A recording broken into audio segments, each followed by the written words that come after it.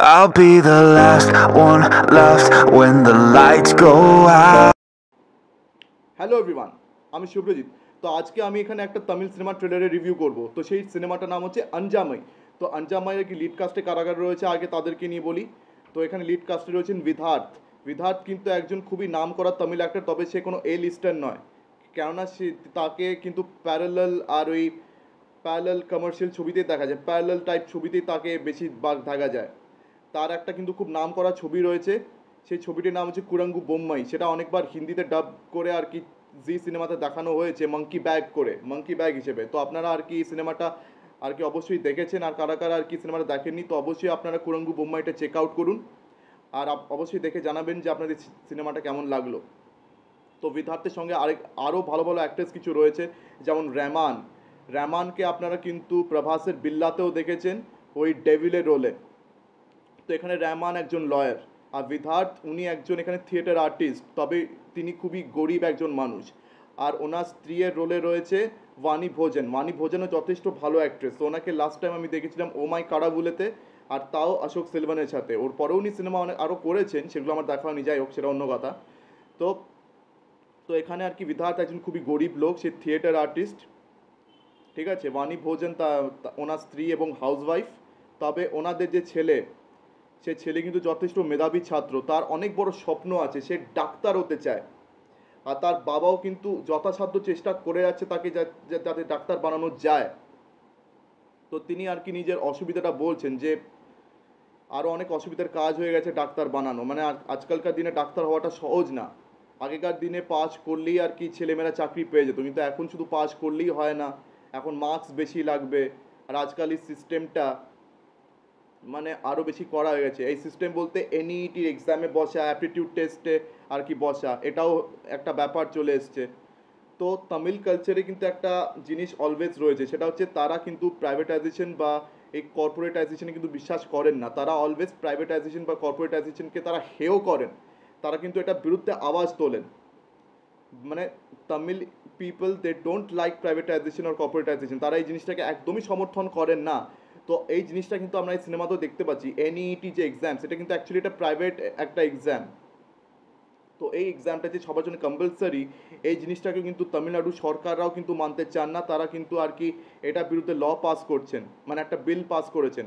আর এই গল্পটা কিন্তু একটা রিয়েল লাইফ ইনসিডেন্ট থেকেই বেস করা, মানে একটা রিয়েল লাইফ স্টোরি থেকেই কিন্তু বেস করা আর কি এই আঞ্জামাই।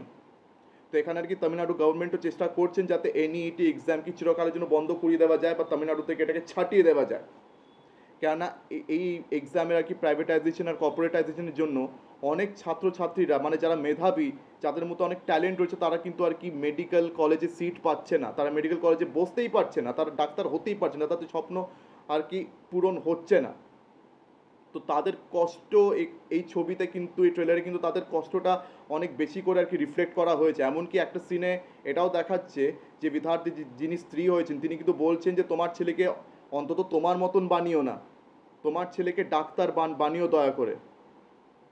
আর এখানে কিন্তু বিধার্থ এই কথাটা বলে যাচ্ছে যে আজকের দিনে ভাই এই পড়াশুনো করে আর কি চাকরি পাওয়াটা অনেক মুশকিল হয়ে যাচ্ছে এইসব প্রাইভেটাইজেশনের জন্য।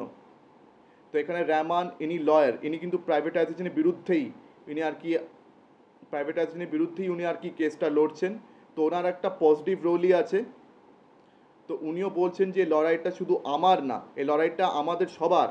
এই লড়াইটা বিশেষ করে এই সব বাচ্চাদের যারা আর কি সরকারি স্কুল থেকে ভালোভাবে পাস আউট তো করে, কিন্তু তারা আর কি মেডিকেল কলেজে বসতেই পারে না, অল বিকজ অফ এনইটি আর এই অ্যাপটিটিউড টেস্ট। আর তাছাড়া এখানে দেখানো হয়েছে যে একজন মানে ওয়েল এস্টাবলিশড ডক্টর, তিনি নিজে আর কি এই ট্রেলারেই বলছেন যে উনি 700টার উপরে ওপেন হার্ট সার্জারিজ করেছেন, কিন্তু কখনো তিনি অ্যাপটিটিউড টেস্ট নেননি বা কখনো অ্যাপটিটিউড টেস্ট উনি দেননি।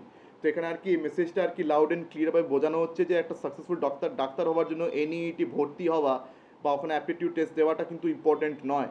এটা কিন্তু অ্যাকচুয়ালি এই ট্রেলারে বোঝানো হচ্ছে। আর এমনকি রেহমান একটা সিনে কিন্তু মানে কিছু এস্টিমেটস সম্বন্ধে বলছেন যে শেষ 10 বছরে সরকারি স্কুল থেকে মাত্র 390টা আর কি স্টুডেন্টসরা ডাক্তার হতে পেরেছেন, আর লাস্ট ইয়ারে মাত্র 7 জন ডাক্তার হতে পেরেছে। সংখ্যা বেজায় এত কম কেন? আর 2 বছর আগে আর যে স্টুডেন্টসরা গ্র্যাজুয়েট হয়েছিল, তারা কিন্তু স্টেট গভর্নমেন্টের সেট করা সিলেবাসটাকে ফলো করে আর কি তারা টিচার হয়েছে, তারা সেটাকেই ফলো করে আর কি তারা কলেজে পড়াতো। তো এই জিনিসপত্রগুলো আর কি রহমান এখানে অ্যাজ এ লয়ার এখানে বলে যাচ্ছে। তো মানে এখানে ভালো রকম কোর্টরুম ড্রামাও আমরা দেখতে পাচ্ছি। তো মানে মেডিকেল এক্সামিনেশন, মেডিকেল পড়াশোনা নিয়ে তো একটা লড়াই আমরা দেখতেই পাচ্ছি। তাছাড়া এখানে খুব ভালো কোর্টরুম ড্রামাও আছে, একটা খুবই হাইলি এনগেজিং কোর্টরুম ড্রামাও রয়েছে। প্লাস এখানে এডুকেশনের ইম্পর্টেন্সটাও আমরা এখানে বুঝতে পারছি।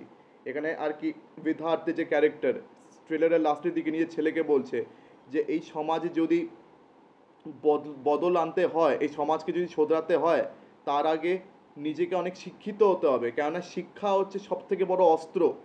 শিক্ষা দিয়ে আর কি সমাজকে বদলানো যায়। শিক্ষা দিয়ে কিন্তু সমাজে অনেক বড় রকম বদলাভ মানে চেঞ্জেস কিন্তু আনা যায়। তো তার জন্য শিক্ষা হচ্ছে প্রয়োজন। তো শিক্ষায় মন দাও। তো আর কি এই ধরনের অনেক ইন্সপায়ারিং আর কি ডায়লগস এই সিনেমা ট্রেলারে রয়েছে। তো আর কি এই সিনেমার থেকে আমার অনেক আশা রইল, আঞ্জামাইয়ের থেকে আমার অনেক আশা আছে। অ্যান্ড প্লাস এত ভালো ভালো অভিনেতা অভিনেত্রীরা রয়েছে, তাতে আমার আশাটা আরও বেড়ে গেছে। আর এই ট্রেলারটা আমার খুবই ভালো লেগেছে। তো আপনাদের মধ্যে যারা যারা এই ট্রেলারটা এখনও দেখেননি, আপনারা এই ট্রেলারটা ডেফিনেটলি গিয়ে চেক আউট করুন। আর যারা যারা এই ট্রেলারটা অলরেডি দেখে ফেলেছেন, তাদের কেমন লেগেছে আপনারা অবশ্যই আমাকে কমেন্ট সেকশনে জানান। তো আজকের দিনের মতন টাটা, চোখ রাখুন পরবর্তী ভিডিওতে। আর হ্যাঁ, আমার ভিডিও যদি আপনাদের ভালো লেগে থাকে তো অবশ্যই লাইক করুন, বেশি বেশি করে আমার আর কি ভিডিওটি শেয়ার করে দেবেন। অ্যান্ড অবশ্যই আমার চ্যানেলটিকে সাবস্ক্রাইব করতে ভুলবেন না। তো আজকের দিনের মতন আমার ভিডিও এখানে শেষ করছি। ধন্যবাদ।